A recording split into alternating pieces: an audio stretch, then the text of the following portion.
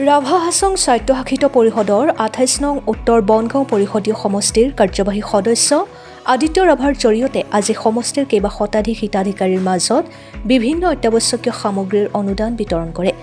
পৰিষদীয় সমষ্টিৰ এলেকা উত্তৰ বনগাঁও আঞ্চলিক ৰাভা ছাত্ৰ সন্থাৰ কাৰ্যালয়ত পৰিষদীয় সমষ্টিৰ ভিন্ন প্ৰান্তৰ ভোটাৰ হিতাধিকাৰীৰ মাজত সামগ্ৰীসমূহ বিতৰণ কৰে।